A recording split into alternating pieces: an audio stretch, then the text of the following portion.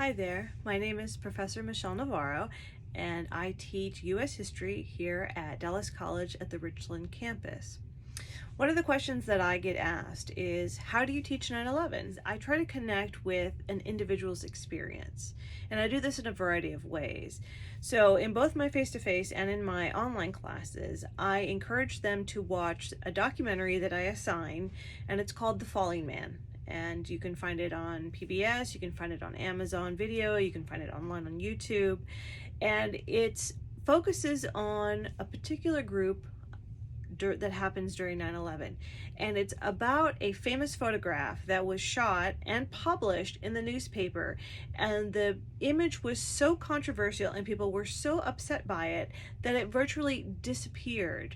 And whenever we look at historical artifacts about 9/11, that picture really rarely comes up. We don't really see that image anymore. And you can Google The Falling Man and find it. It's the image of a man tumbling upside down as he's falling, or really jumping from the Twin Towers. One of the aspects of 9/11 that doesn't get enough coverage are the people who had to make the kind of horrible decision of, do I stay in the building and risk burning to death or it collapsing because they didn't know it was going to collapse, or do I make it to a window and do I jump knowing that I'm probably not going to survive that fall? And it's one of those questions we discuss in class after watching the documentary. It's really easy to say when you're calm and, oh, I would never jump, or oh, I would never do this. But what's amazing is that, when you're in crisis and you're in fight or flight mode and you're just trying to survive, you don't really know how you would react to that. For many people, the choice to jump is the choice of, it's one last decision that I can take to decide how this is going to end for me.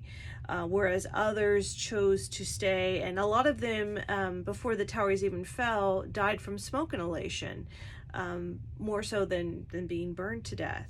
Some, if you look at, there's 9/11 calls where people, you can hear them screaming as the buildings are collapsing because they're calling 911 operators and they're begging for any kind of help. And unfortunately, help did not arrive in time. The heat from the fuel was just so intense that, the structure could not sustain itself. So we look at a very particular, unique experience, and that documentary kind of gives you the whole timeline of the 9/11. You see the people down in the streets, you see the people that escaped through the staircases, but up to a certain floor, depending on where the plane hit, a lot of people above those floors were trapped. And so by looking at kind of a more minuscule experience, and that documentary tries to identify who is that falling man. And it's one of those questions we have in class discussion that I ask my students, would you want to see your loved one in this moment? Would you want to know? And if it's a very controversial documentary because they think they identified the man and it turns out maybe that wasn't the right man. So you have one family that is deeply tied to their faith and they feel that their loved one would never make that decision to jump. Whereas another family, when they realized it might be this other person, see it as, well, they're jumping, into God's grace, and they had a body to bury. Because one of the things we don't talk about during 9/11 is that heat burned so high and there was so much rubble that they still have not found all the remains from the people that died in 9/11. You're lucky if you find a finger or a toe or any kind of DNA.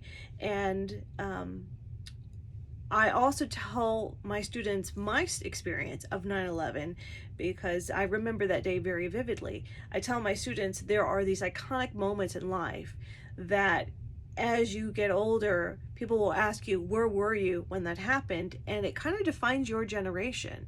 The generation before me, you could ask someone older than me, well, where were you when Kennedy was shot? And like my mother, my father, they knew exactly where they were. They knew exactly what they were doing when they heard the news. For my generation, it was, where were you when the Challenger shuttle exploded? That was in 86. And then, more current events, where were you when 9/11 happened? And for me, I was, I was just starting graduate school. I was at SMU, and ironically enough, I was taking a U.S. history course on modern history, and the week before we had class, my professor, announced, "Oh yeah, we've never had a major terrorist attack on U.S. soil." And it felt almost prophetic, because when we finally did come to class, I mean, we jumped all over him. We're like, "It's your fault. You said it. You jinxed us." And we spent most of that lecture just trying to process what happened on that day. Now, I was at home. I didn't have class until the evening, and I remember I was staying with my parents at the time, and my mother comes in. She's like, "Turn on the news. A plane just hit one of the towers." So I didn't see the first plane hit, but on live TV, I saw the second plane hit. And when the second plane hit, you kind of knew this was not an accident, because there has been a plane that did crash into the Empire State Building, and many decades ago, and so it has happened before. So at first everyone thought, okay, just a horrible tragedy. When we saw the second plane hit, yeah, we didn't know what to do with that. We didn't know how to process that. And then we heard the Pentagon had been hit, and then there was a fourth airplane where there was no contact. We couldn't get the pilot, communicate. And then we heard hours later that it had crashed in an open field. And I remember when I heard about the fourth plane, I remember just this feeling of just overwhelming panic and just despair, because you have to understand, when 9/11 happened, we had no idea how many planes were in the air, how many places were going to be attacked. We didn't know if they were going to hit, other major cities, if someone was going to, crash a plane in Dallas or in Boston or in LA. And it kind of felt like the world was ending for about half an hour. You just didn't know.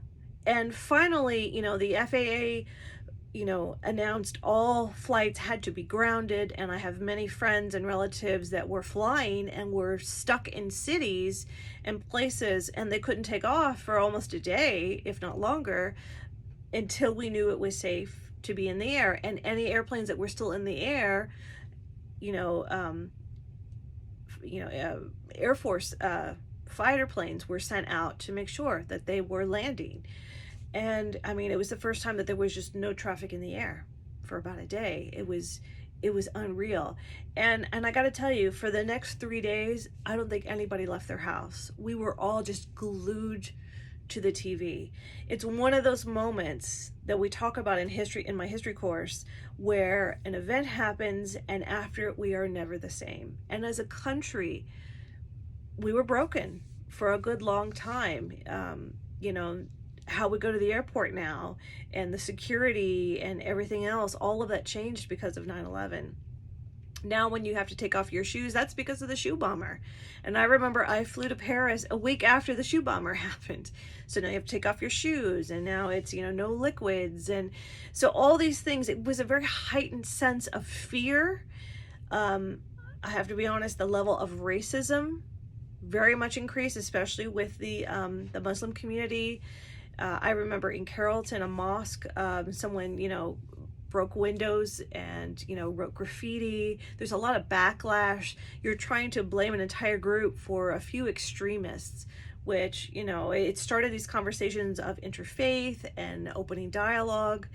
And it's about having those stories. And in my classes, I ask students, sometimes some of my older students have their own 9/11 stories, and letting them share what they went through. Now I have a generation of students that were born after 9/11, and were not even babies. Some of my students that have stories, they were in grade school. And I often ask, well, what was explained to you? Or how did you process 9/11? And really, it's like nobody had these conversations with them, not even their parents. I remember my best friend, her son was about like 4 years old, and he was building little block towers and taking his little airplane and crashing the towers imitating what he was seeing on TV. That was his only way to understand that something was going on, and this was the image that kept replaying over and over again. On a side note, I also tell my students that 9/11 is actually my birthday. And yeah, it was not the best birthday at all. We didn't even celebrate it. In fact, we forgot about it until my dad mentioned later that night, oh yeah, by the way, happy birthday. And we went to dinner about later in the week, but it was a pretty somber affair. Yeah. Now, I did have a student ask me once, not too long after 9/11 happened, they asked me, well, Professor Navarro, did you ever consider changing the day you celebrate your birthday? Maybe celebrate the day before, or the day after. And, and some students laughed, and I thought about it. And I gave it some thought, and, I could have done that, especially right after it happened. It was still pretty raw for at least the first 4 or 5 years. However, what I tell my students is this: what happened on 9/11 was an act of terrorism. And the terrorists got one day. They got one birthday out of how many birthdays I've had, 40 something, and hopefully many more. But the best thing I can do to honor the ones that have died on 9/11 is to continue to live, is to celebrate my birthday. And in fact, every year when my birthday rolls around, before I get out of bed, I actually say a prayer and I think about all those people that died. And I'm actually honored to share my birthday with them. I come from a culture where we honor our loved ones. We celebrate Day of the Dead, Dia de los Muertos, every November 1st through the 3rd. And in Hispanic culture, especially in Mexican culture, we actually go to the cemeteries and we honor our loved ones, and we make their favorite foods, and we build altars. And as you can see, some of the memorabilia behind me, we try to almost take the fear out of death. It's the idea that yes, your loved ones have passed on, but you know what? Every year they get to come back and you get to honor them, you get to celebrate them.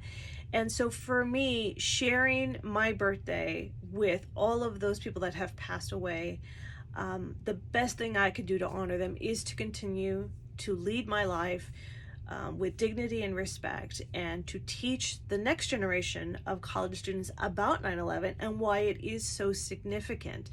And that it's also a lesson in looking at U.S. foreign policy. Unfortunately, a lot of Americans are not aware of how U.S. policies in other countries have had a direct negative impact on them. What many people don't realize is that Osama bin Laden was actually a CIA asset. So especially when the Soviets invaded Afghanistan, Osama bin Laden reached out, and we actually trained a lot of the people that are in the Taliban. We gave them weapons. We taught them how to fight back against the Soviets. And so the irony that when we went back to Afghanistan in this war that's just now ending, those same weapons are the weapons that we gave them back in the late 70s, early 80s. So, 1 decade, this man is our ally, and then he was frustrated because we didn't do enough, and then he turned to the other side. And so we need to have those conversations, and that when you go to other countries, they're frustrated with some of these foreign policies, especially things like embargo acts, and how we deal with leaders that are corrupt. And so 9/11, a lot of that is that backlash and is that frustration.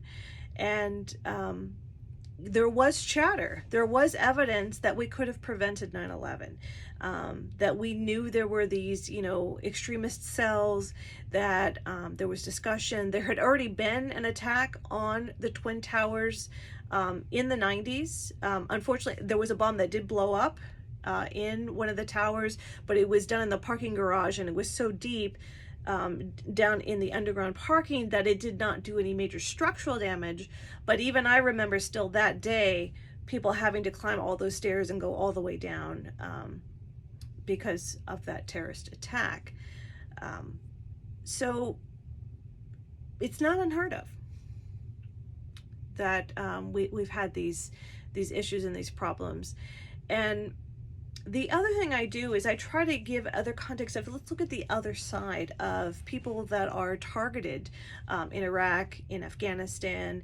There's a really good TED talk that I share with my students, and we look at, and it's called The Axis of Evil.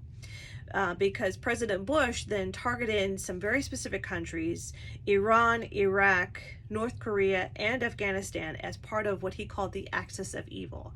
And that phrase is a throwback to World War II, when we looked at the enemies like Germany, Italy, and Japan. And so in that TED Talk, it's actually a comedian that talks about how war and violence and what we see on the news reinforces these negative stereotypes. And the question I ask my students all the time is, when you hear the word terrorist, what do you see in your mind? You know, what films have you seen that reinforce that? What do you see on the news? What are some of the ways that you would describe a terrorist? And that TED Talk talks about how people in other countries, that the one thing that can unify us is humor and family, and that not every person from a Muslim faithed country is a terrorist or doing anything that is, you know, negative. And so it's about trying to push beyond the stereotypes that we have of other countries and actually opening up and having dialogue. And so I use 9/11 to teach what's going on in present day as well, and that those connections go all the way back, and that it's all linked within history. And to consider, you know, where are we now in a post 9/11 world? Okay. So hopefully I've answered your questions. Thank you for letting me share.